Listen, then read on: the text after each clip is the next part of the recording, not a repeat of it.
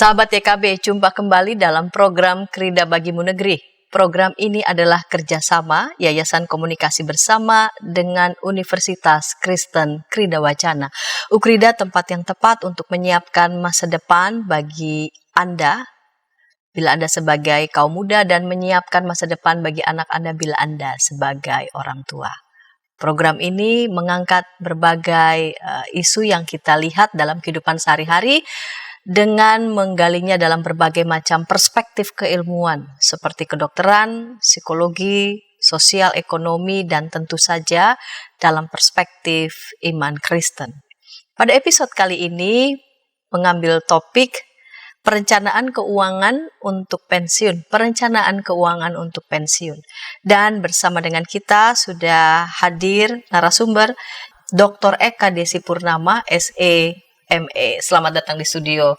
Terima kasih, Bu. Terima kasih Ibu Desi sudah hadir di studio, akan membekali kita dengan informasi-informasi yang berkaitan dengan perencanaan keuangan untuk pensiun. Jadi sahabat, kita simak bersama-sama ya.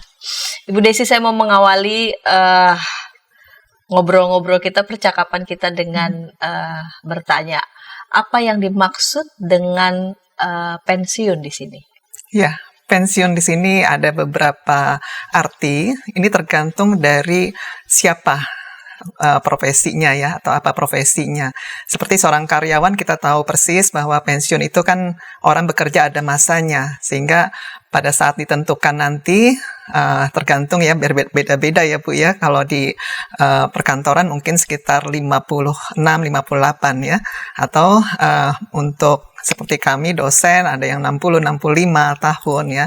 Jadi itu masa di mana si karyawan tersebut sudah harus berhenti dari purna tugasnya. Harus berhenti karena memang ada masa tugas, masa bekerja yang sudah ditetapkan ya. gitu ya. Tapi ada juga dari profesional mandiri ya. Masa pensiun itu berarti masa di mana dia sudah lelah untuk menjalankan tugasnya. Jadi dia memutuskan untuk berhenti dari pekerjaannya. Jadi karena lelah dan ingin berhenti, pada saatnya dia sudah bisa menyerahkan usahanya kepada penerusnya, maka dia memutuskan untuk berhenti. Atau ada juga masa di mana seseorang memang dia memutuskan untuk mau menikmati hidup. Jadi ada juga yang seperti itu. Dia merasa sudah cukup waktunya untuk berhenti dan dia akan menikmati hidup. Beda dengan merasa letih ya tadi. Beda dengan merasa letih. Merasa letih lah, harus percayakan. Ini ingin menikmati begitu ya. Ingin menikmati hidupnya. Ya. Betul Ibu. Jadi ada beberapa kategori, tapi intinya adalah sudah menyelesaikan begitu ya, tugas pekerjaan yang sebelumnya dikerjakannya secara intens ya, secara produktif begitu. Ya, nah, ada yang berpikir karena ya masa pensiun saya kan masih jauh begitu. Ya. Nanti-nanti sajalah. Menurut Ibu bagaimana? Mengapa perlu mempersiapkan pensiun? Nah, memang yang seperti dikatakan Ibu tadi bahwa banyak orang berpikir bahwa pensiun itu masih waktu yang lama ya, waktu yang cukup lama, sehingga orang merasa tidak perlu mempersiapkan ya. Artinya orang lebih cenderung untuk memikirkan apa yang dihadapi saat ini. Ya, memenuhi kebutuhan yang akan terjadi, yang sudah jelas-jelas di depan mata. Ya, jadi orang sedikit mengabaikan gitu untuk mempersiapkan dana pensiun sejak dini. Padahal sebenarnya justru kalau mempersiapkan lebih dini itu menjadi lebih ringan. Kalau mempersiapkan lebih dini itu lebih ringan. Menjadi lebih ringan. Karena apa? Ada banyak juga yang kita lihat di sini ya. Sebagian orang ini berdasarkan riset, ada sebagian orang itu masa hidupnya itu lebih lama dari usia harapan hidup. Usia harapan hidup orang ya mungkin sekitar 70, mungkin sekarang sudah 75 atau lebih dari itu ya. Tetapi pada kenyataannya kalau kita lihat sekeliling kita, banyak kan yang usianya lebih dari 75. Usia harapan hidup. Betul. Masih sehat, masih segar. Betul. Nah, ini yang menjadi satu dasar ya, bahwa semakin lama, semakin maju teknologi kesehatan, ini mengakibatkan adanya menjadi sesuatu yang menggembirakan, tetapi satu pihak lagi menjadi suatu hal yang mengkhawatirkan dari sisi pendanaannya. Dari sisi pendanaan. Kalau dari sisi kesehatan itu suatu menggembirakan, karena dengan kemajuan teknologi kesehatan, kemudian pola hidup seorang kan sekarang sudah mengarah kepada gaya hidup sehat. Iya. Orang sudah mulai menyadari kesehatan itu penting, sehingga ini memperpanjang masa hidup. Nah, masa hidup ini mengakibatkan semakin lama berarti seorang harus merencanakan pensiunnya semakin panjang. Nah, ini yang perlu disadari. Nah, berdasarkan satu teori lagi, Bu, teori Franco Modigliani, ini mengatakan bahwa seseorang itu akan meratakan pengeluarannya, gaya hidupnya, konsumsinya itu akan diratakan. Artinya apa? Dia ingin pada saat dia bekerja dengan masa pensiun itu, pola konsumsinya itu tidak menurun di saat pensiun. Jadi di saat sebelum pensiun, dengan gaya hidup yang demikian begitu ya, karena masih produktif begitu, dia menginginkan bahwa nanti di masa pensiun gaya hidupnya termasuk juga pola konsumsinya kurang lebih sama lah. Kurang lebih sama, betul. Ya, sehingga ini kalau kita lihat dari pola kehidupan seorang, itu kan pendapatannya itu akan dia memperoleh pendapatan saat bekerja, dan nanti sampai pada saat dia usianya mencapai usia yang produktif, kemudian mencapai usia yang masa-masa jayanya, biasanya 40 ke atas ya, maka penghasilannya lebih tinggi, meningkat. Tapi nanti pada masa tertentu di mana dia harus masuki usia pensiun, maka pendapatannya akan turun. Padahal gaya hidupnya itu harus sama. Ya, teori tersebut mengatakan sulit bagi seseorang untuk menurunkan konsumsi. Ya, secara psikologis kan seorang itu akan cenderung untuk mudah menyesuaikan pada saat konsumsi naik, pendapatannya naik, tapi sangat sulit untuk menurunkan pendapatannya. Pemikir yang tadi Ibu kutip itu seorang dia latar belakang ekonomi juga. Iya, di latar belakang ekonomi juga seperti itu.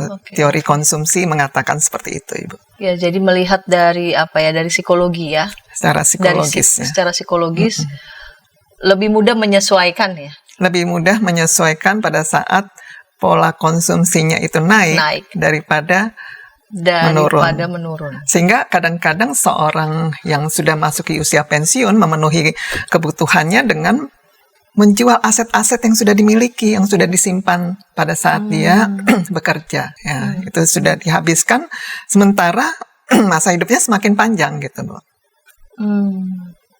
Karena yang dipikiran orang tersebut begitu ya, gaya konsumsi saya jangan sampai berkurang jauh begitu. Dia berusaha mempertahankan konsumsinya. Jadi kalau di secara teori itu ada lag namanya. Ya, ada masa-masa di mana dia harus melakukan penyesuaian. Penyesuaian untuk saat dia sadar bahwa dia harus menekan konsumsinya ke bawah. Demikian, Ibu. Lalu kemudian dia menjual aset. Dia menjual aset, dan kita tidak tahu kan kapan saatnya aset tersebut bisa mencukupi sampai usianya selesai meninggalkan dunia ini. Iya. Jadi memang yang diperlukan mengubah cara berpikir. Ya, mempersiapkan sejak dini.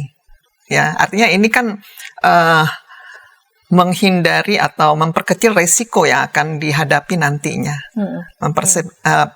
Financial planning itu merencanakan ya supaya terarah, perencanaan keuangannya terarah.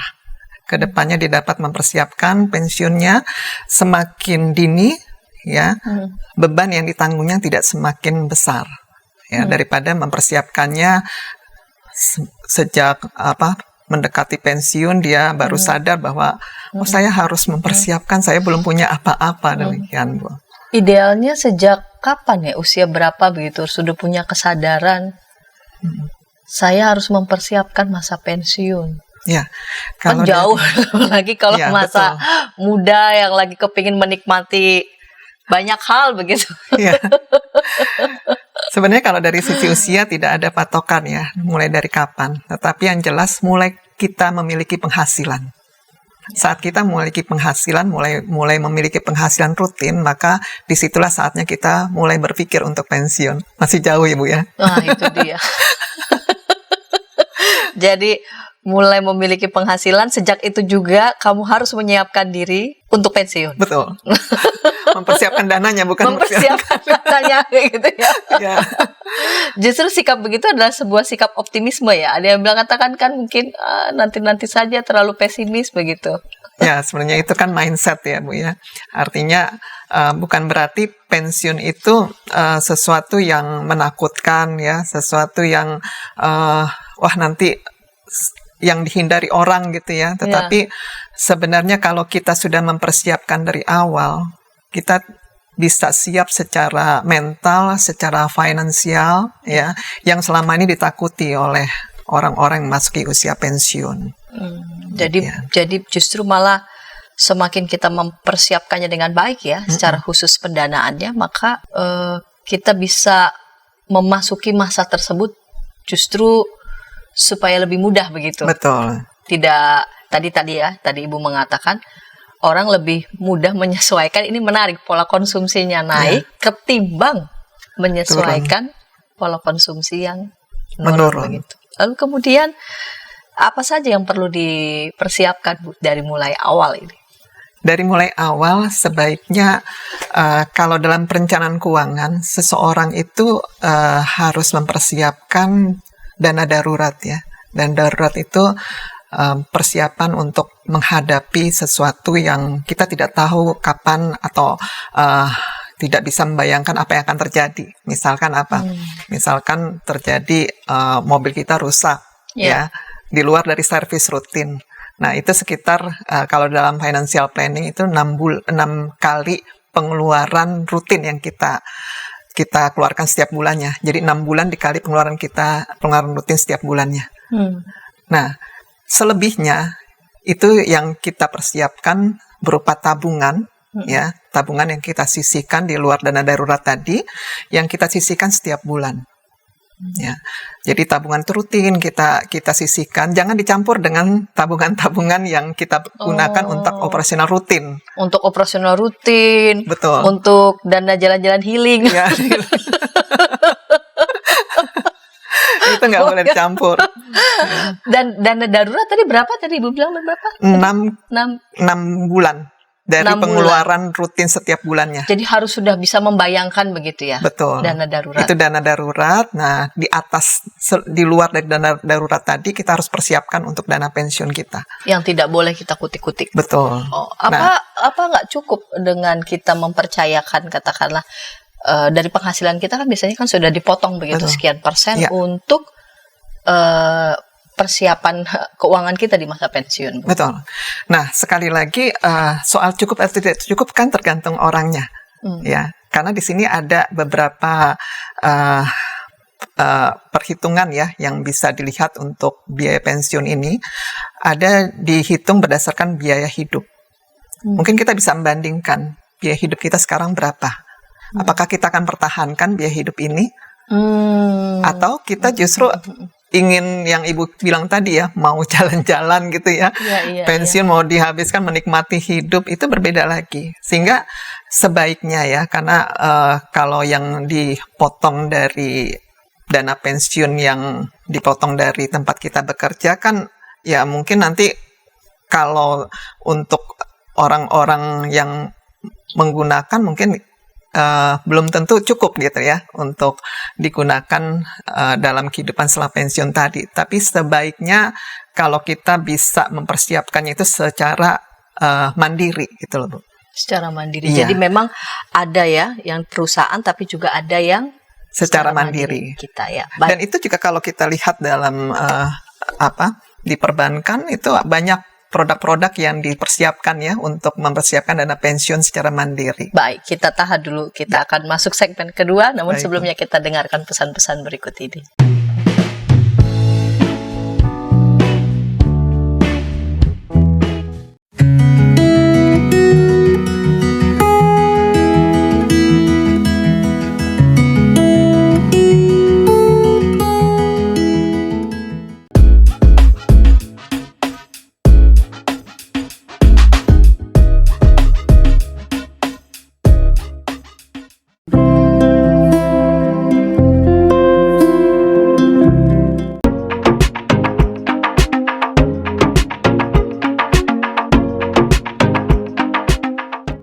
Sahabat, mari dukung pelayanan dan pekabaran Injil melalui YKB dengan membagikan link acara ini kepada sebanyak mungkin orang.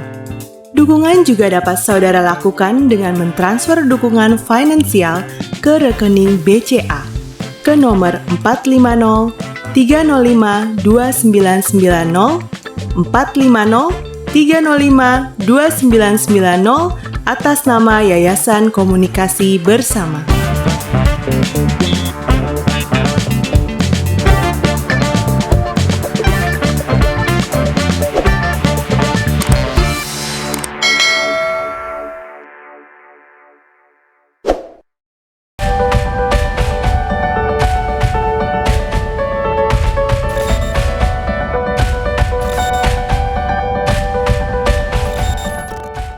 Sahabat, senang masih bersama dengan kami dalam program Krida Bagimu Negeri. Program ini kerjasama Yayasan Komunikasi Bersama dengan UKRIDA, Universitas Kristen Krida Wacana. Pada episode kali ini mengambil judul Perencanaan Keuangan untuk Pensiun. Perencanaan Keuangan untuk Pensiun bersama dengan narasumber Dr. Eka Desi Purnama SE.ME. Dan saat ini kita sudah tiba di segmen yang kedua. Sahabat, jika ingin menyampaikan tanggapan ataupun pertanyaan, silahkan boleh sampaikan di kolom chat yang sudah kami sediakan. Ibu Desi akan merespon pertanyaan para sahabat. Baiklah, Ibu Desi, kita melanjutkan di ujung segmen yang pertama. Mulainya dari mana nih ketika kita mempersiapkan masa pensiun? Ibu tadi mengatakan harus mengkhususkan ini ya. Ada tabungan khusus untuk pensiun yang tidak boleh nih dikutak-kutik, begitu ya. Boleh dilanjutkan lagi, Ibu. Iya, jadi yang seperti saya katakan tadi, sebaiknya seorang itu mempersiapkan dana pensiunnya mulai dengan membuat tabungan pensiun. Ya, nah, tapi tabungan pensiun ini bukan berarti sepanjang kita bekerja, kemudian kita menyisihkan uang untuk tabungan pensiun ini, kita tempatkan di situ. Ya, tidak disarankan. Karena ya kita tahu ya, bunga perbankan kan masih sangat rendah ya. Sedangkan kita menginginkan bahwa uang yang kita kumpulkan ini berkembang. Ya, sehingga disarankan untuk mengalihkannya kalau sudah mencukupi untuk investasi. Ya, nah pengalihan investasi ini terbagi bisa menjadi investasi jangka pendek, ya itu terdiri dari logam mulia, bisa juga tempatkan di deposito atau obligasi. Kemudian ada lagi investasi jangka menengah, itu kita bisa menempatkan di reksadana, ya atau bisa juga kita tempatkan di obligasi juga. Kemudian ada lagi investasi jangka panjang. Nah, jangka panjang ini kan lama. Ini yang biasanya kita mempersiapkannya untuk pensiun itu di investasi jangka panjang. Jadi kita bisa menempatkannya misalkan untuk KPR ya. KPR itu termasuk investasi. Jadi kita menyisihkan uang itu menabung, mencicil setiap bulannya itu kan untuk investasi ke depannya. Jadi pembelian rumah, kemudian juga untuk membeli tanah, ya, kemudian juga untuk misalkan saham-saham yang untuk jangka panjang ya, saham-saham blue chips yang bisa kita alihkan ke sana gitu.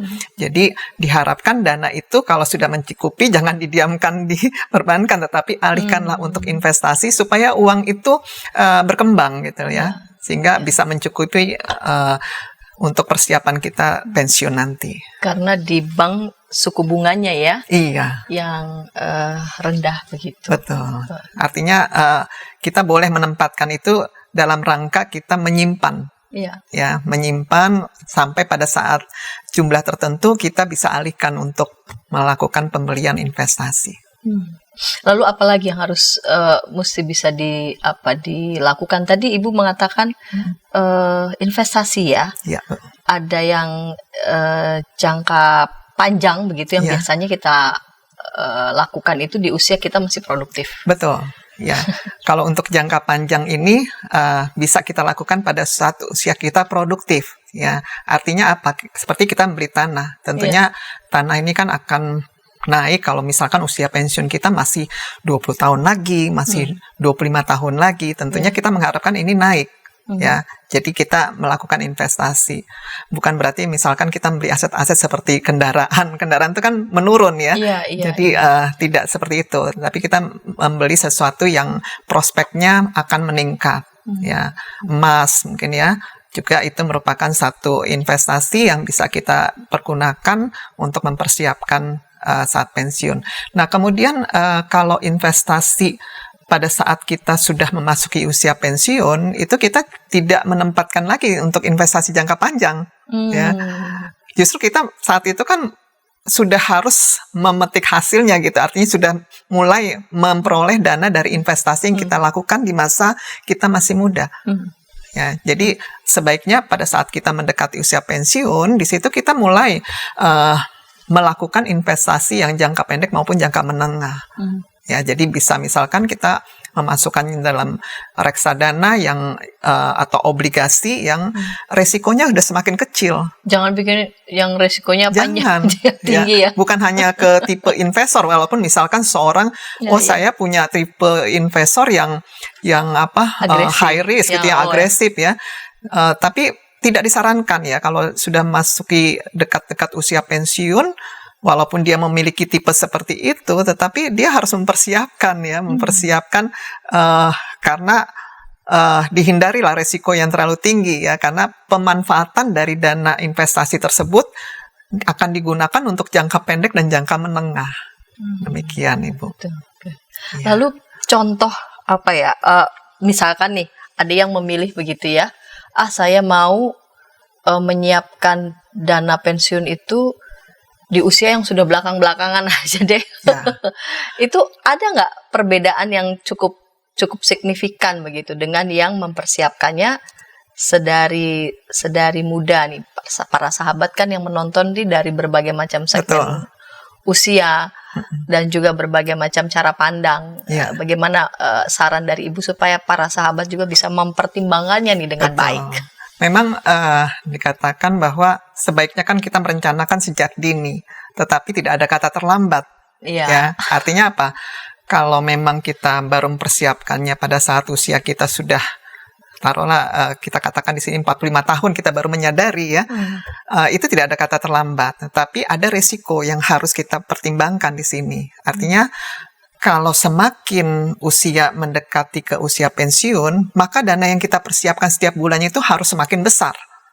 Sama seperti premi asuransi. Ya, jadi kita harus semakin besar karena ada perhitungan yang memberikan gambaran bahwa biaya yang kita keluarkan semasa kita bekerja, kalau itu mau kita pertahankan sampai usia pensiun, tentunya nanti akan berdampak kepada besarannya. Ya, yang diperhitungkan oleh tingkat inflasi, ya, kemudian gaya hidup dan sebagainya. Nah, saya akan memberikan satu perbandingan, ya, antara usia pensiun 45 tahun ya kita berikan contohnya dengan usia 30, Baiklah. 30 atau 35 ya. Nah, di sini kita lihat ya, kalau saat ini usia 45 tahun, kemudian usia pensiun kita 60 tahun, ya, supaya mudah itu. Kemudian usia harapan hidup, ya, agak kita berikan 75 tahun. Ya. Kemudian inflasi 4%. Nah, kemudian pertumbuhan investasi per tahunnya 15%. Tapi nanti ini merupakan pertumbuhan investasi pada saat kita bekerja. Pertumbuhan investasi pada saat kita bekerja. Yang saya katakan tadi kan investasi kalau di masih muda kan biasanya lebih agresif. Iya. Ya, sehingga pengembalian investasi yang dihasilkan itu lebih tinggi dibandingkan nanti ada pertumbuhan investasi semasa pensiun.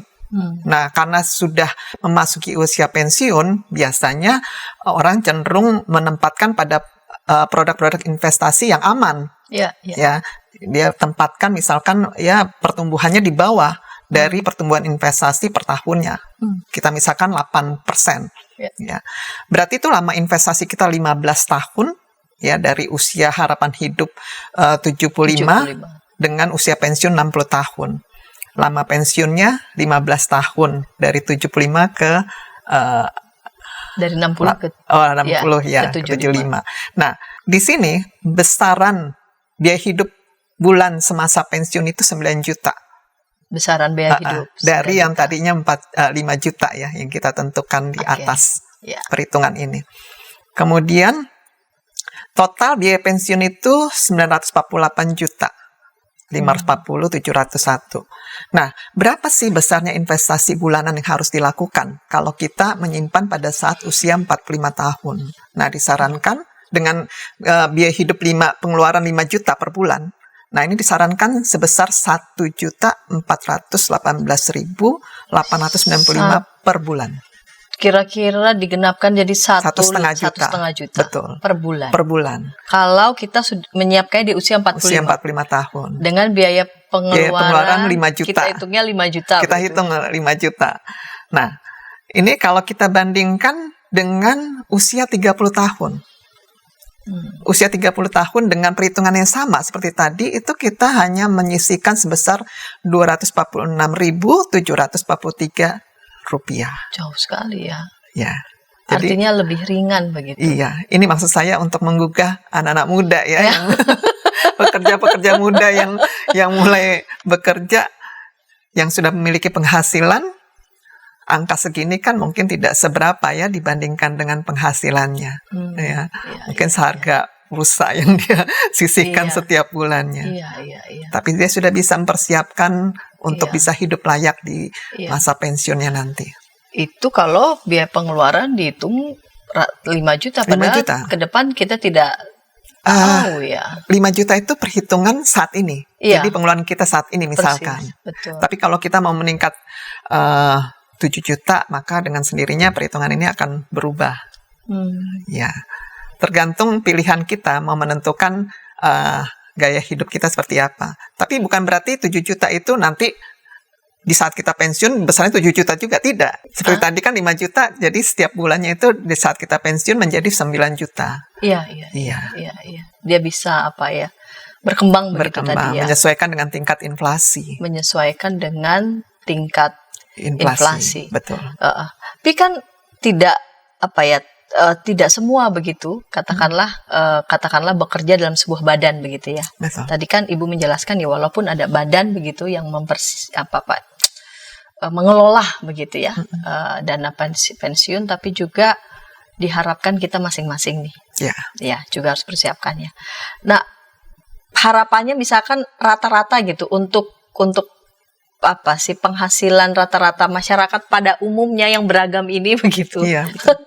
itu kira-kira minimal berapa lah kira-kira untuk khususkan untuk tabungan, mempersiapkan dana pensiun. Ini dalam pengertian pada saat orang baru mulai bekerja?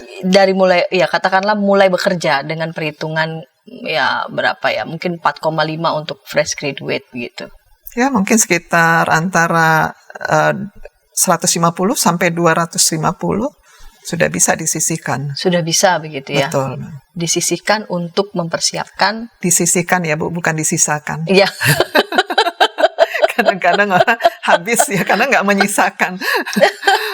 Disisihkan dengan disisakan beda. Ya. Khusus begitu ya? Betul. Dengan tadi pertimbangan kalau waktu masa muda menyiapkan, ada masa mereka mau jalan-jalan, membayangkan masa pensiun juga masih mau begitu ya. Masih mau jalan-jalan, yang kadang-kadang nongkrong di kafe, bayangkan juga di masa tua masih mau juga. Betul. Begitu ya. Jadi pensiunnya di happy Bu. Pensiunnya juga jadi happy gitu ya. Happy. Yang dulunya hobinya ada waktu-waktu untuk nonton, bayangkan di masa pensiun juga seperti itu. Mau nonton juga gitu ya. Jadi harusnya kan pensiun itu masa kita menikmati kan. Iya. Kita sudah bekerja, artinya tidak dihabis-habiskan pada saat kita bekerja, tapi kita menyisihkan untuk kita nikmati. Jadi meratakan pengeluaran kita. Iya. Tapi juga faktor kesehatan juga diperlukan, harus menjadi pertimbangan ya. Ya, karena itu merupakan satu faktor yang menentukan tingkat konsumsi kita juga. Kalau kita sakit ya, jadi ini tidak bisa dipisahkan ya antara perencanaan keuangan dengan perencanaan kesehatan. Karena pada saat kita mengabaikan perencanaan kesehatan, maka keuangan kita akan boros. Jadi ini merupakan satu kesatuan yang harus berjalan bersama-sama. Pada saat kita sehat, ya, maka pengeluaran untuk kesehatan kita udah semakin berkurang. dan kita bisa mengalihkannya untuk keperluan-keperluan lain yang kita butuhkan saat kita pensiun nanti. Baiklah Bu Desi, kita tahan dulu ya Bu. Ya. Kita masuk segmen yang ketiga, namun sebelumnya kita dengarkan pesan-pesan berikut ini.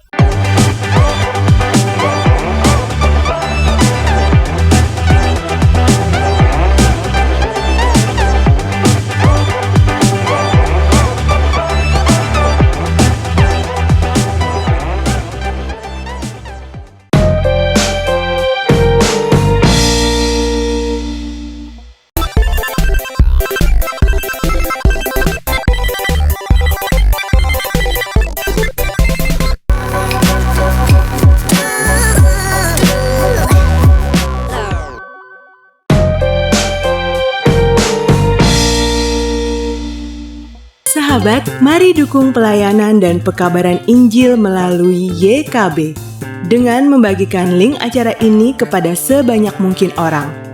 Dukungan juga dapat saudara lakukan dengan mentransfer dukungan finansial ke rekening BCA ke nomor 450 305 2990 450 305 2990 atas nama Yayasan Komunikasi Bersama.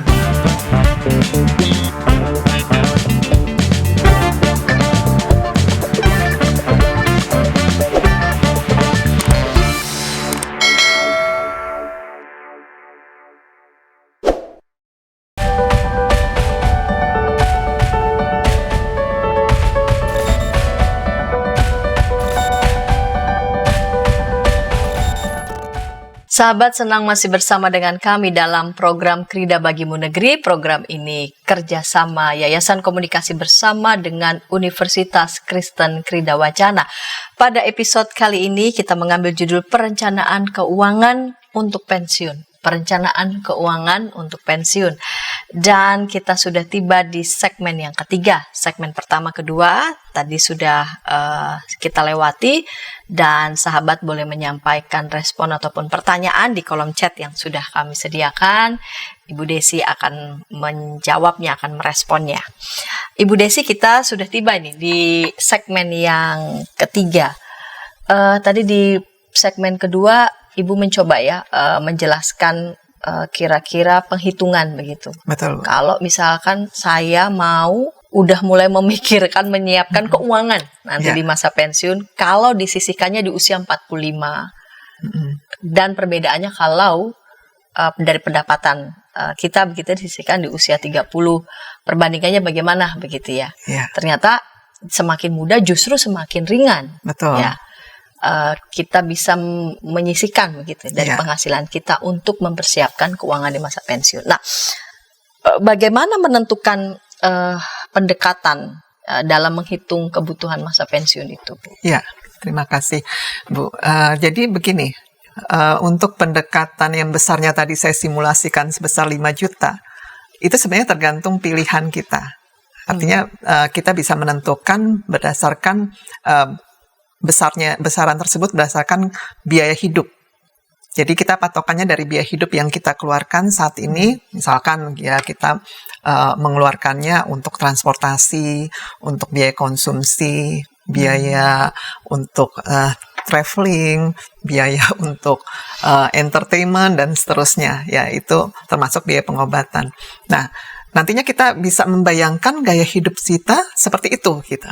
Jadi kita tidak akan mengurangi dari apa yang sudah kita jalankan pada saat kita produktif. Ya, mungkin ada kegiatan-kegiatan yang seperti misalkan biaya transportasinya jadi berkurang karena beralih kepada kesehatan. Ya, itu yang biasa dijelaskan pada saat kita masuk usia pensiun. Mungkin transportasi kita untuk pergi pulang ke tempat kita bekerja itu berkurang ya. Kita nggak tiap hari lagi untuk bekerja, tapi kita lebih intens untuk periksa check up kesehatan. Nah, itu yang mungkin dialihkan. Nah, itu pendekatan berdasarkan biaya hidup. Tapi ada lagi pendekatan berdasarkan pengganti penghasilan. Jadi misalkan kita berpatokan pada penghasilan saya saat ini. Saya pengen sebesar inilah nanti di saat pensiun saya. saya ingin lebih menikmati hidup, mungkin seperti itu bisa dilakukan. Pendekatan berdasarkan penghasilan. Betul. Penghasilan terakhir masa penghasilan bekerja. pada saat kita mulai untuk berinvestasi. Ya. Jadi tergantung itu kemudian kita menentukan. Betul. Mau berdasarkan Gaya hidup atau berdasarkan penghasilan. Berdasarkan penghasilan, Iya. ya. Tadi juga di segmen yang kedua Ibu sempat menjelaskan sedikit begitu ya, bahwa oke, kita sisihkan nih dari penghasilan kita di tabungan. Bukan sisakan gitu ya. Bukan sisakan ya. Itu beda ya, sahabat ya, sisihkan dengan sisakan. Oke. Di tabungan. Tapi jangan lama-lama. Ya. Karena mengingat suku bunga di bank itu kan rendah. Iya. Kalau sudah dinilai cukup begitu ya, pindahkan begitu ke produk-produk investasi yang lain. Ibu boleh mengelaborasi kira-kira produk investasi yang bisa kita bisa kita pakai, gunakan, yang dianggap bolehlah begitu ya, menjadi pilihan sehingga para sahabat nanti bisa mempertimbangkannya. Gitu. Ya. Terima kasih. Jadi memang untuk investasi ini kan pilihannya banyak. Harapan kita investasi itu kan supaya kita memperoleh tingkat pengembalian di atas dari bunga bank. Itu yang poin penting yang harus kita lihat. Tetapi di atas dari bunga bank. Dari bunga bank. Tetapi high risk high return, low risk low return. Ya, jadi semua itu ada resikonya. Ya. Jadi resiko yang tinggi kalau investasi kita mengharapkan tingkat pengembalian tinggi, berarti kan resikonya juga tinggi. Ya, jadi untuk minimalkan resiko berarti kita harus mengetahui trik-trik untuk menempatkan resiko tadi ya, menempatkan investasi kita tadi supaya resikonya bisa terjaga. Ya, artinya saya katakan tadi pada saat usia muda seseorang itu bisa menempatkan investasinya itu untuk tiga tempat ya, artinya bisa untuk investasi jangka panjang, jangka menengah, dan jangka pendek. Ya, jadi dia bisa menempatkan seperti itu. Misalkan untuk investasi jangka pendek, seorang bisa menempatkan di logam mulia ya, yang bisa gampang untuk dicairkan ya, atau ditempatkan di deposito. Ya, nah untuk bisa juga misalkan menempatkannya di obligasi.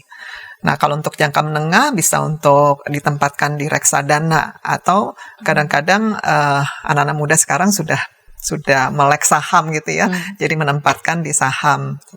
Tetapi ini yang perlu dipelajari, menempatkan investasi di saham kan harus hati-hati, harus paham ya, paham terhadap apa yang dimaksud dengan analisis teknikal, fundamental, itu harus dimiliki pengetahuan mengenai saham. Tetapi kalau seseorang tidak memiliki pengetahuan seperti itu, apakah dia tidak dapat berinvestasi di saham? Bisa, ya, karena dia bisa menempatkan di reksadana. Yang mengelola investasi tersebut adalah manajer investasi. Nah, itu meminimumkan resikonya kalau seorang tidak paham mengenai saham. Ya. Jadi dipercayakan pada manajer investasi di reksadana. Nah, itu sebagai salah satu pilihan.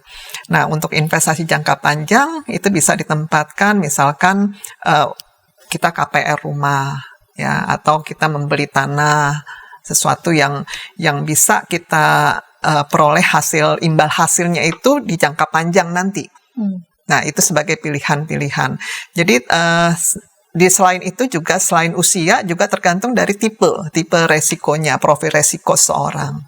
Ya, apakah dia orang yang tidak terbiasa dengan resiko yang tinggi, dia akan menghindari resiko. Apalagi ada spekulasi apa gitu, langsung tiba-tiba jantungan ya. Repot ya. Nanti biaya kesehatan untuk jantung lah. Iya. Nah, itu yang dihindari. Jadi tergantung dari profil resikonya juga. Ya, tapi yang saya katakan tadi, mendekati usia pensiun, ya hindari untuk resiko-resiko investasi yang terlalu fluktuatif. Ya, hindari. Jadi, misalkan kalau saham udah nggak memungkinkan kah? Memungkinkan, tetapi pilih saham. Saham ini kan terbagi-bagi juga. Jadi pilihlah saham-saham yang kategorinya blue chips gitu ya, yang seperti Seperti misalkan, wah ini kalau saya sebutkan ada beberapa saham, misalkan saham-saham perbankan, ya, saham telekomunikasi dan sebagainya, ya, ada beberapa saham yang bisa diinvestasikan di sana. Artinya, jadi di usia pensiun pun masih aman begitu? Masih aman, ya. Tapi kalau untuk jangka panjang, misalkan saya kepengen beli tanah begitu, tidak disarankan? Untuk jangka panjang, oke. Maksudnya di usia pensiun, di usia pensiun ya nggak lagi. Ya, jadi masa pensiun itu masa di mana kita menikmati imbal hasil dari investasi yang kita lakukan. Kalaupun kita mau menyisihkan dari dana yang masih ada nih pada saat kita pensiun, itu jangan lagi ditempatkan pada investasi jangka panjang, tetapi lebih kepada investasi jangka pendek, maksimum menengah. Maksimum menengah. Iya. Karena kan usia harapan hidup dengan masa pensiun itu semakin dekat kan. Betul. 70 sampai 75 begitu 75. Ya kira-kira. Walaupun sekarang ya di atas usia itu udah bisa lebih, tapi apa iya setiap hari harus memikirkan ini besok? Bisa shock begitu ya. Betul. Lalu jadi yang disarankan adalah yang jangka pendek saja. Jangka pendek ya, maksimum jangka menengah. Maksimum jangka menengah. Betul. Jadi kalau untuk logam mulia, emas masih oke. Itu jangka pendek kan, termasuk jangka pendek. Masih oke ya. Artinya kalau emas kan untuk mempertahankan nilai. Ya, jadi kalau emas ini ya orang menyimpannya untuk mempertahankan nilai, tidak tergerus ada inflasi. Walaupun memang emas kadang-kadang berfluktuasi, tetapi fluktuasinya tidak terlalu seperti saham ya, tidak terlalu agresif fluktuasinya. Kalau mempertimbangkan dana kesehatan, rasanya di masa pensiun itu kan spend uang untuk dana kesehatan mungkin jangan-jangan bisa lebih besar begitu ya, Bu? Iya. Nah, tadi kan tergantung dari gaya hidup kita sebenarnya ya. Nah, jadi kalau kita menjaga keuangan dengan menjaga kesehatan sejak muda gitu ya, maka resiko yang akan dihadapi pada saat tuanya ya lebih minim. Ya. Tapi kita tidak bisa menghindari bahwa memang pada saat usia-usia tertentu kita harus lebih banyak untuk mengeluarkan dana-dana kesehatan ya, atau apakah itu check up dan lain-lain. Nah itu dalam financial planning itu disarankan ya orang tetap memiliki asuransi untuk kesehatannya. Jadi untuk asuransi kesehatan tuh diharapkan di masa pensiun masih tetap dilakukan begitu. Masih tetap dilakukan. Jangan dianggap udah selesai gitu ya, tapi justru itu tetap harus itu yang penting. Baiklah, ini kita sudah tiba di penghujung segmen yang ketiga. Ibu bisa merangkumkan ya, meringkaskan percakapan kita dari segmen 1 sampai segmen ketiga. Silakan, Bu. Ya.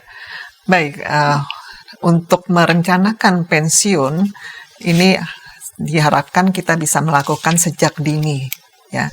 Karena pensiun itu merupakan sesuatu yang memang akan dihadapi oleh sebagian orang. Nah, jadi di situ kita bersiapkan sejak dini, disisihkan bukan disisakan. Semakin dini kita melakukan persiapan untuk pensiun kita, maka semakin kecil resiko yang akan kita hadapi untuk di masa tua kita. Tetapi semakin mendekati masa pensiun, maka beban yang akan kita tanggung untuk menghadapi masa pensiun semakin besar. Kita sudah melihat dari perhitungan-perhitungan yang kita sudah lakukan tadi, maka disarankan kepada kita semua, baik itu orang tua maupun anak-anak muda, untuk menyadari bahwa melakukan perencanaan keuangan di masa pensiun itu sangat dibutuhkan untuk membuat hidup kita lebih bahagia dan sejahtera di masa pensiun nanti. Terima kasih Bu Desi. Saya mau membaca Amsal 19 ayat 20, Amsal 19 ayat 20. Dengarkanlah nasihat dan terimalah didikan supaya engkau menjadi bijak di masa depan. Dengarkanlah nasihat dan terimalah didikan supaya engkau menjadi bijak di masa depan. Jadi kalau ada yang berpikir bahwa masa muda itu masa bisa menikmati apapun begitu, mumpung masa muda, lalu kemudian menjadi abai begitu ya terhadap berbagai macam nasihat, karena itu penulis Amsal menasihatkan kepada kita. Dengarkanlah nasihat dan terimalah didikan supaya engkau menjadi bijak di masa depan. Dan yang tadi Ibu Desi sampaikan juga rasanya itu adalah bagian dari informasi yang mengedukasi. Ya, informasi yang mengedukasi, yang mencerahkan, yang mendidik kita untuk bisa melakukan hal-hal yang tepat bermanfaat semasa kita produktif. Berkat Tuhan yang sudah Tuhan berikan kepada kita itu sungguh-sungguh kita gunakan dengan baik dan kita persiapkan khusus untuk menyambut masa depan, masa pensiun dengan lebih gembira, dengan lebih indah, bahagia bersama dengan orang-orang di sekeliling kita yang kita sayangi. Ya. Terima kasih Ibu Desi sudah hadir bersama dengan kita di studio, dan sahabat, terima kasih bersama dengan kami, dan kita jumpa di episode yang akan datang dengan topik-topik menarik lainnya dan mencerahkan para sahabat. Sampai jumpa.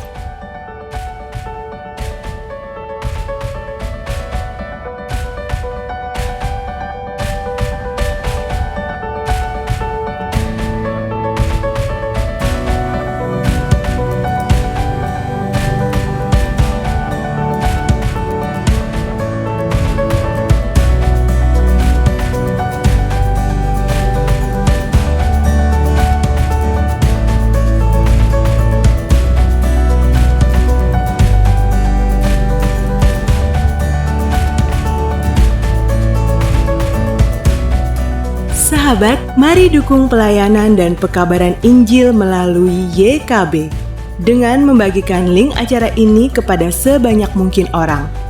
Dukungan juga dapat saudara lakukan dengan mentransfer dukungan finansial ke rekening BCA ke nomor 450 305 2990 450 305 2990 atas nama Yayasan Komunikasi Bersama.